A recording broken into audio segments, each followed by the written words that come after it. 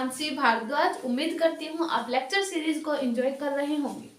Previous video lecture में हमने निकाला था moment of inertia of thin spherical shell, जिसका मैंने आपको एक एग्जांपल बताया था कि जो हमारा होलो स्फीयर होता है वो हमारा थिन स्फेरिकल शेल होता है।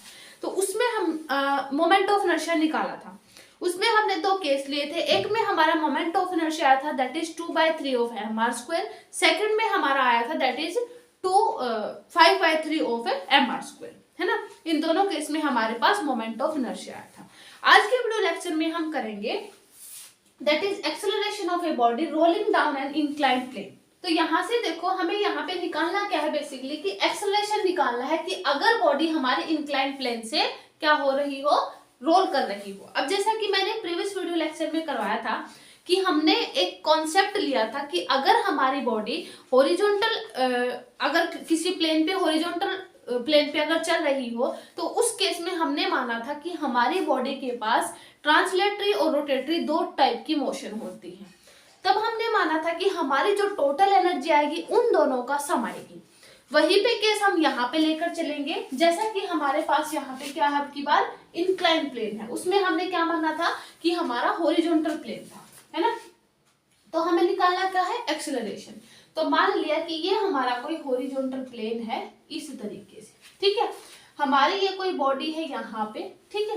पहले हमें पता है बॉडी को हम यहाँ से शुरू करेंगे, ठीक है। अब देखो जब हम यहाँ पे हमारे पास मोमेंट ऑफ इनर्शिया के या फिर जब फ्रिक्शन के न्यूमेरिकल करते हैं तो मैंने वहां पे जब प्रीवियस वीडियो लेक्चर में मैं आपको नॉर्मल रिएक्शन और फ्रिक्शन के बारे में बता चुकी हूँ, इसलिए मैं आपको सजेस्ट करूंगी आप प्रीवियस वीडियो लेक्चर देख कर आए, जिससे आपको यहाँ पे करने में कोई प्रॉब्लम ना हो। तो यहाँ पे देखो ये वाला अगर बॉडी हमारी है तो ये हमारा जो नॉर्मल होता था इस तरीके से, है ना।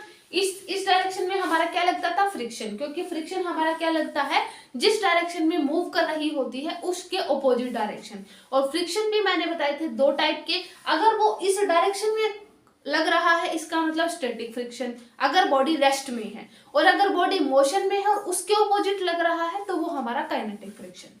दो तरीके के हमारे फ्रिक्शन वर्क करते हैं। तो अब ये बॉडी हमारी चल रही है तो इस डायरेक्शन में हमारे पास काइनेटिक फ्रिक्शन होगा। अब देखो इस डायरेक्शन में हमारा क्या है, अब देखो इसमें हम फ्रिक्शन नहीं लेंगे क्योंकि हमारी ये बॉडी है, इसमें हम कॉन्सेप्ट लेकर चल रहे हैं दैट इज विदाउट फ्रिक्शन। अगर विदाउट फ्रिक्शन है यानी यहाँ पे कोई भी फ्रिक्शन के कारण वर्क डन नहीं हो रहा है, सिर्फ और सिर्फ हमारी बॉडी रोल कर रही है और ट्रांसलेट कर रही है ना। इसमें फ्रिक्शन का कोई रोल नहीं है। तो यहाँ पे देखो मैंने यहाँ पे बताया था कि हम ये जो हमारा पता है इस बॉडी का वेट mg है, ठीक है।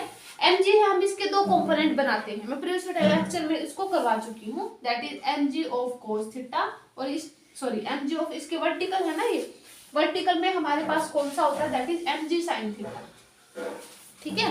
तो वर्टिकल डायरेक्शन में हमें ध्यान रखना है that is mg sin theta, लेकिन इस डायरेक्शन में होगा हमारा mg cos थीटा, ठीक है। इस तरीके से ये हमारे दो इसमें कंपोनेंट मैंने ब्रेक कर दिए। अब यहाँ पे देखो क्योंकि हमारी बॉडी यहाँ पे थी, अब जैसे ही ये यहाँ पे इंक्लाइन प्लेन पे फिसलना रोटेट करना शुरू करेगी और ट्रांसलेट करना शुरू करेगी तो यहाँ पे हमारे पास दो तरीके की एनर्जी आएगी।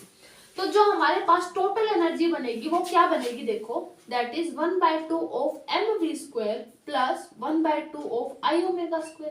अब ये दो तरीके की एनर्जी, ये हमारी लीनियर है, ये हमारी रोटेटरी मोशन है, ठीक है। अब ट्रांसलेटरी और रोटेटरी मोशन दोनों टोटल एनर्जी हो गई। अब यहाँ पे क्योंकि हम फ्रिक्शन को कंसीडर नहीं कर रहे हैं, विदाउट फ्रिक्शन कर रहे हैं, तो हमारी जो टोटल एनर्जी है वो हमारी मतलब फ्रिक्शन के कारण कोई वर्क डन नहीं हो रहा है। इसका मतलब यहाँ पे कंजर्वेशन ऑफ एनर्जी लग सकता है। कंजर्वेशन ऑफ एनर्जी हमें क्या कहता है कि जो गेन इन काइनेटिक एनर्जी है वो लॉस इन पोटेंशियल एनर्जी के इक्वल होता है। अब जैसे ही ये बॉडी यहाँ से फिसलना ट्रांसलेट करना शुरू करेगी तो इस केस में हमारी जो पोटेंशियल एनर्जी है वो डिक्रीज करना शुरू करेगी, क्योंकि अगर मान लिया किसी कॉर्नर पे हमारी ऑब्जेक्ट रखी है तो जैसे ही वो नीचे की ओर आना शुरू करेगी तो उसकी पोटेंशियल एनर्जी डिक्रीज करना शुरू करेगी क्योंकि काइनेटिक एनर्जी में चेंज होती जाएगी। तो जो हमारी यानी उसकी जो पोटेंशियल एनर्जी में जो लॉस होगा वो गेन इन काइनेटिक एनर्जी के इक्वल होगा, ठीक है। तो देखो अकॉर्डिंग टू एनर्जी कंजर्वेशन, ठीक है, क्योंकि हम यहाँ पे विदाउट फ्रिक्शन का केस मान रहे हैं। सो विदाउट फ्रिक्शन, ध्यान रखना, सो विदाउट फ्रिक्शन हमारे पास क्या होगा, कंजर्वेशन ऑफ एनर्जी, ठीक है, यहाँ पे कंजर्वेशन ऑफ एनर्जी लगेगी, यानी हमारे पास gain in kinetic energy is equal to loss in potential energy. अब देखो पोटेंशियल एनर्जी हमारे पास क्या होगी, क्योंकि हमें पता है कि mgh होती है हमारी पोटेंशियल एनर्जी, है ना। अब mgh हमारी जो पोटेंशियल एनर्जी होती है वो होती है दैट इज, अब mgh, अब ये h हमारे पास क्या होगा, देखो क्योंकि हमारी बॉडी ने यहां तक शुरू किया, यहां तक ये पहुंच गई, मान लिया, ये हम मान लेते हैं कि हमारी h हाइट डिस्टेंस तक ये यहां तक पहुंच गए, हम यहां तक मान लेते हैं, ठीक है, h हाइट तक मान लेते हैं। तो ये जो हमारा दैट इज mgh जो हाइट होगी वो हमारे किसके इक्वल होगी, मान लिया हमने ये s मान लिया, ठीक है। अभी हमें चाहिए h। अब क्योंकि हमारी बॉडी जैसे ही यहां से इसने क्या किया, पोटेंशियल एनर्जी में लॉस होना शुरू हो गया, जैसे ये यहाँ पे पहुंची तो ये वाला जो h है ना वो किसके इक्वल होगा, दैट इज s ऑफ किसके, साइन थीटा के, क्योंकि हमारे पास देखो h is equal to s of sine theta. अब ये कैसे आया है, क्योंकि ये वाली जो क्योंकि इसने कितनी डिस्टेंस ट्रेवल की है, यही तो डिस्टेंस ट्रेवल की है, तभी तो इसकी पोटेंशियल एनर्जी में लॉस हुआ है, इसलिए हमारे पास जो ये h है वो s साइन थीटा के इक्वल होगा। मान लिया ये वाली हमारी s थी, ठीक है, s डिस्टेंस इसने ट्रेवल की है, तो ये हमारे पास कितना आ जाएगा, that is s of sine theta. तो h की जगह पे हम क्या लिख सकते हैं, that is s sine theta. Clear हुआ, तो ये हमारा हो गया that is mg s sine theta. ये हमारी हो गई पोटेंशियल एनर्जी। अब हमें पता है कि हमारी according to conservation of energy, gain in kinetic energy, loss in potential energy, तो हमारे पास अब देखो, अब टोटल एनर्जी हमारी ये थी that is 1/2 of m v square plus का 1/2 i ऑफ i का हमारे पास m के स्क्वायर और ओमेगा का हमारे पास v square by r square, क्योंकि omega is equal to v by r, ठीक है, v square by r square बन जाएगा। अब देखो E is equal to 1/2 m के स्क्वायर हम बाहर ले देते हैं, एम वी स्क्वायर बाहर ले लेते हैं, एम वी स्क्वायर है ना, एम वी स्क्वायर बाहर आ जाएगा, तो यहाँ पे बचेगा 1 प्लस का के स्क्वायर बाई आर स्क्वायर, ये बचेगा, है ना। अब ये जो एनर्जी है ये हमारी जो गेन इन काइनेटिक एनर्जी से लॉस इन पोटेंशियल एनर्जी, तो हमारे पास ये जो काइनेटिक एनर्जी है, टोटल काइनेटिक एनर्जी, ये हमारे पास loss in potential energy, loss in potential energy हमारे पास ये थी, तो हम इसको लिख देते हैं that is mg s sine theta is equal to 1/2 of m v square के square by r square plus का 1, ठीक है। तो हम इस m को कैंसिल कर देंगे, हमें यहाँ से चाहिए क्या है, एक्सेलरेशन, है ना। तो यहाँ से देखो कितना बन जाएगा, देखो ये हो जाएगा 2gs cross multiply sine theta, ठीक है, और नीचे आ जाएगा v स्क्वायर के square by r square plus का 1, ठीक है, ये आ गया। अब देखो ये जो हमारी 2gs sine theta v square के square by r square plus का 1 है, अगर हम इसको हमारी जो इक्वेशन होती है दैट इज काइनेमेटिक इक्वेशन, कि हमारे पास v square is equal to 2as होता है ना, क्योंकि देखो ये जो v स्क्वायर है ना, अगर हम इसको इस तरफ लेके जाएं तो हमारे पास देखो कुछ इस तरीके का बनेगा, v square is equal to 2gs, क्योंकि हमें यहाँ से एक्सेलरेशन चाहिए है, तो सिर्फ हमें वहां से सोचना है कि एक्सेलरेशन कैसे आ सकता है, तो ये आ जाएगा के square by r square plus का 1, ठीक है। अब मैंने जो काइनेमेटिक इक्वेशन ऑफ मोशन में एक रिलेशन बताया था that is v square minus u square is equal to 2as। अब क्योंकि हमारी बॉडी में मोशन हो रहा है तो इनिशियल उसकी स्पीड क्या थी, वेलोसिटी क्या थी, 0, क्योंकि यहाँ पे रेस्ट पे रखी थी, तो ये वाली चीज हमारी 0 हो जाएगी, तो जो v स्क्वायर है वो 2as के इक्वल हो गया। इसका मतलब देखो 2 ये हो गया, ठीक है, s ये हो गया, तो एक्सेलरेशन किसके इक्वल बना, that is g sine theta 1 plus का के square by r square, because comparing by this equation. Body हमारी शुरू में रेस्ट में थी, इनिशियल स्पीड हमारी 0 मानेंगे और इस वाले इक्वेशन से हम इसको कंपेयर करेंगे क्योंकि हमें चाहिए है एक्सेलरेशन। अब एक्सेलरेशन के लिए इससे हम कंपेयर करके यहाँ से एक्सेलरेशन निकाल लेंगे, ठीक है। तो v² is equal to 2as मैंने यहाँ से लिखी है इक्वेशन, और यहाँ से जो है 2as ये हो गया, और g sin थीटा 1 प्लस का k² बाई r² हमारे पास एक्सेलरेशन आ गया। तो एक्सेलरेशन हमारे पास कितना बना है, that is g sin theta 1 plus k² by r², ठीक है। ये हमारा हो गया एक्सेलरेशन।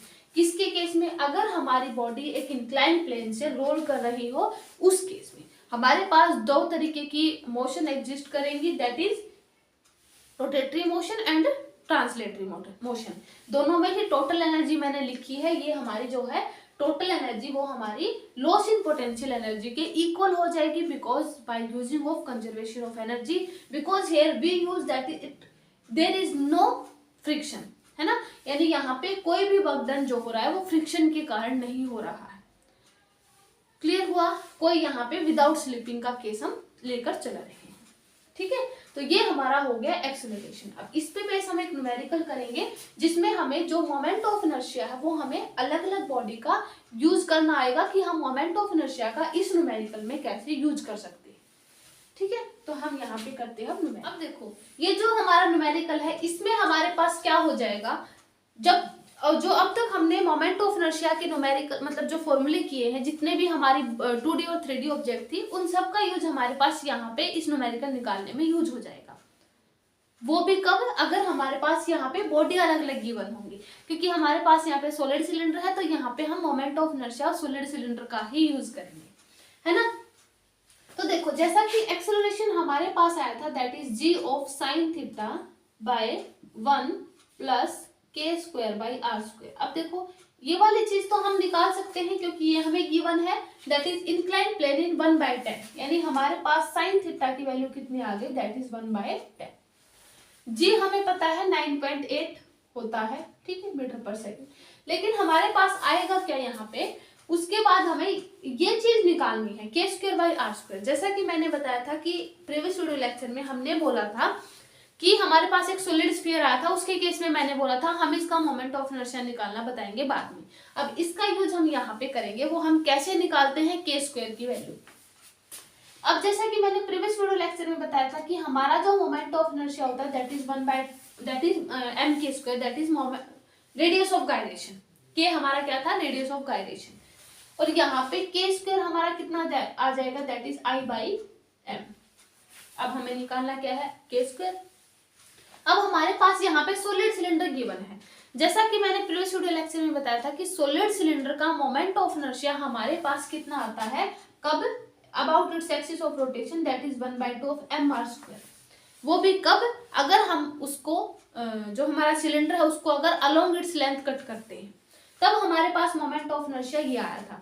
लेकिन अगर हम सिलेंडर को perpendicular to its length cut करते हैं तो उस केस में हमारे पास मोमेंट ऑफ इनर्शिया ये आया था, दैट इज r²/4 प्लस का l²/12 ये आया था। लेकिन यहाँ पे हम जो है शुरू वाला जो फर्स्ट केस है about its axis of rotation, उस केस में जो पहले वाला केस है उसमें हम k² की मतलब वहां उस मोमेंट ऑफ इनर्शिया में k² निकालने के लिए उस फर्स्ट केस के मोमेंट ऑफ इनर्शिया का यूज करेंगे, ठीक है।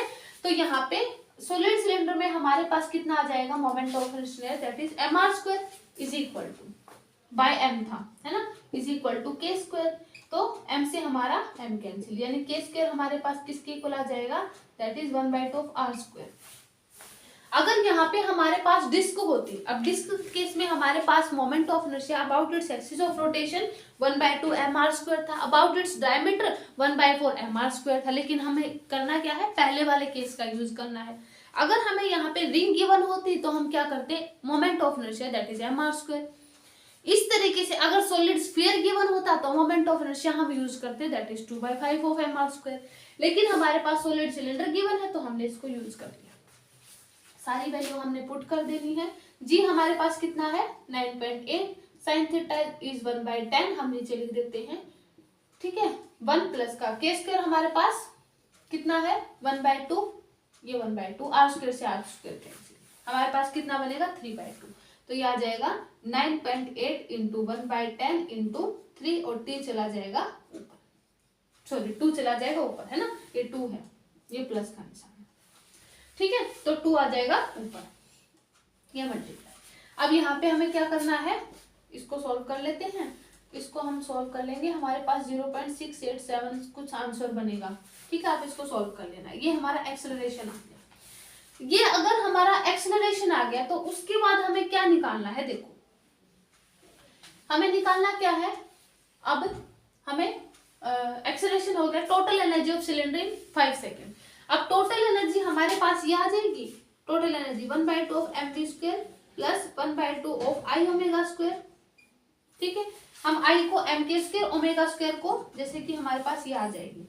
तो अगर टोटल एनर्जी आपको याद हो, मैंने डायरेक्ट, अगर हम यहाँ पे जब इसको सॉल्व करते हैं तो हमारे पास डायरेक्ट एनर्जी थी 1/2 ऑफ mv² 1 प्लस का k² r², है ना, ये थी, यही थी ना, 1/2 mv² 1 प्लस का k² r², ये डायरेक्ट मैंने प्रीवियस वीडियो लेक्चर में करवाया है। टोटल एनर्जी तो आगे, लेकिन हमारे पास ये v रह गया। अब देखो v निकालने के लिए हमें क्या करना पड़ेगा, according to kinematic equation of motion v is equal to u plus at होता है ना। अब हमारी बॉडी क्या है, इंक्लाइंड प्लेन में जा रही है, लेकिन शुरू में हमारी इनिशियल स्पीड बॉडी की 0 होगी, तो हमारे पास v इज इक्वल टू ये वाली चीज 0 होगी, एक्सेलरेशन आ जाएगा यहाँ से, जो भी है एक्सेलरेशन हम लिख देंगे, और इनटू t हमारे पास कितना गिवन है, इन 5 सेकेंड। देखो कॉन्सेप्ट मिक्स हो गए हमारे पास, एक तो मोमेंट ऑफ इनर्शिया का कॉन्सेप्ट मिक्स हो गया, उसके बाद हमारा एक्सेलरेशन का हो गया, उसके बाद हमारे पास काइनेमेटिक भी यूज हो गई। इस न्यूमेरिकल से आपको यहां तक अंदाजा लग गया होगा कि कॉन्सेप्ट को मिक्स किया जा सकता है और आप कंफ्यूज हो सकते हैं। तो हमें ध्यान रखना है कि हमारे पास बॉडी क्या गिवन है, अगर हमें v की जरूरत तो बिल्कुल डेफिनेटली पड़ेगी क्योंकि हमारे पास फॉर्मूले में है, तो v हम काइनेमेटिक इक्वेशन ऑफ मोशन का यूज करके निकालेंगे। तो v is equal to u plus at। अब बॉडी शुरू में इंक्लाइन प्लेन में है तो डेफिनेटली हमारे पास इनिशियल स्पीड 0 होगी, अगर इनिशियल स्पीड 0 होगी तो डायरेक्ट हम v को निकाल सकते हैं, a इंटू t हमारे पास 5 सेकेंड गिवन है। यहाँ से v की वैल्यू निकाल करके हमें सिर्फ यहाँ पे पुट करनी है, मास भी हमें गिवन है 0.25 की, इसलिए मैं आपको होमवर्क दे रही हूँ, आप ऐसा करना, मास की वैल्यू रखना, v निकाल करके यहाँ से एक्सेलरेशन की वैल्यू पुट करके 5 से मल्टीप्लाई करके v निकालना, k² r², k हमें पता है 1/2 ऑफ r² है, यहाँ पे इस पूरे का हमें टोटल एनर्जी निकाल करके कमेंट करके आंसर देना। मैं इसको इतना ही छोड़ रही हूँ, मेरा काम सिर्फ इतना था, आपको कॉन्सेप्ट बताना और यहाँ पे इतना क्लियर करना कि न्यूमेरिकल में कॉन्सेप्ट मिक्स भी हो सकते हैं, ठीक है। तो आज के वीडियो लेक्चर में हम इतना ही करते हैं। हमारा जो यहाँ पे सर्कुलर मोशन में, जिसको मैंने मोमेंट ऑफ इनर्शिया के साथ खत्म किया है, यहाँ पे सर्कुलर मोशन हमारा चैप्टर जो था वो कंप्लीट होता है ना। नेक्स्ट वीडियो लेक्चर में हम जो हमारा नेक्स्ट चैप्टर है उसको हम शुरू करेंगे। सो वीडियो को शेयर करते रहें, लाइक करते रहें। Thank you so much.